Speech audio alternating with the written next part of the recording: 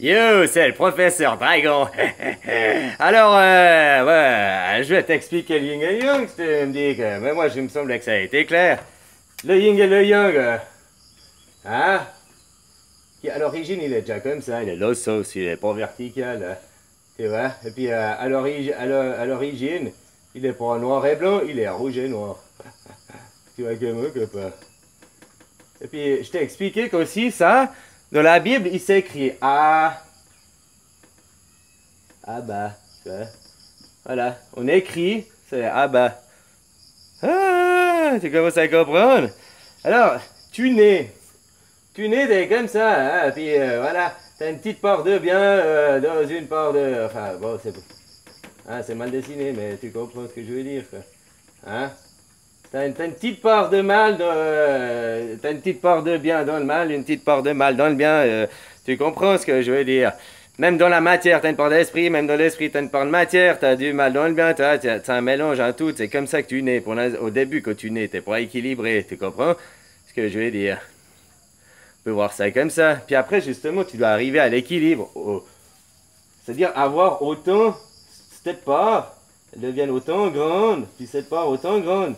Ça te fait un 8. Mais l'équilibre, il est pas que là, il est aussi de là. C'est-à-dire que, déjà, tu peux faire 69. Je t'ai déjà dit, hein. Le 60, ouais, j'ai mal fait, quoi. Ouais, bref. Les deux poissons, quoi. Ah! Copain, oublie. Je le ferai après, quoi. Là, il fait un 6 et là, il fait un 9, quoi. C'est ce que je veux dire aussi. C'est machin. Puis les parts d'équilibre, le 8, bah, bien sûr, tu es équilibré, ça te fait un 8. Mais c'est là, c'est que ta part ici, qui est maintenant noire, et il y a autant de noir dans le blanc. Tu comprends? Au début, tu ça. C'est-à-dire que tu n'as qu'un tout petit peu t'as un petit peu de noir dans le blanc. Hein, ouais.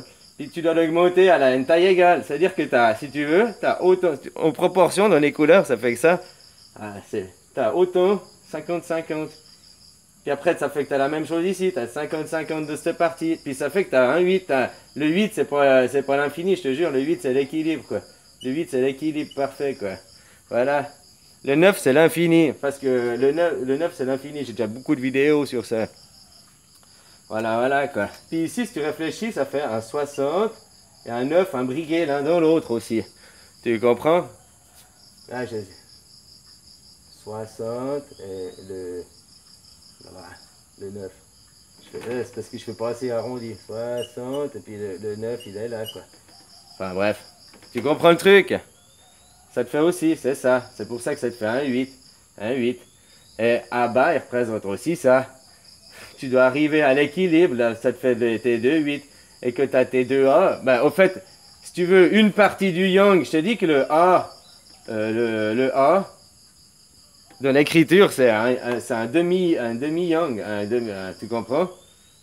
Parce que le A, ça représente aussi ta part avec tes deux moitiés, tu comprends? Puis ça te fait ta pyramide, je t'avais expliqué ça, j'ai fait des vidéos sur ça aussi et tout, quoi. Voilà. Donc, à bas, on a écrit, c'est le yin et le yang. Je sais pas si tu comprends ce que je veux dire. C'est hyper simple, hein, que tu sais, machin. Et le 9, c'est le symbole de l'infini. L'infini, c'est le dernier chiffre, le 9. Il n'y a pas d'autres chiffres après. Après, c'est des nombres. C'est 10, 11, 12. Mais c'est le dernier chiffre, 9. Et c'est l'infini. Le 9 de la poule, déjà. Mais 9, dans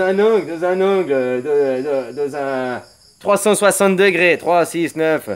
180 degrés dans les angles, 1 et 8, 9, 45 degrés, tu fais le rond là. Je vais effacer peut-être un peu. Tu fais dans un rond, 360 degrés. Et 3 6, 9, égale 9. Hein? Voilà. Maintenant tu fais le tour, 360, 180 degrés, c'est la même chose. 90 degrés, 45 degrés. 22,5 degrés. Tu peux continuer comme ça jusqu'à... T'as toujours 9 par exemple, tu comprends? Hein, 9 c'est un chiffre que... En plus tu fais 9 fois x égale 9, toujours. 9 fois 9 égale 81, 8 plus 1, 9. Mais 9 fois... je sais pas, prends un chiffre à hasard, 156 700.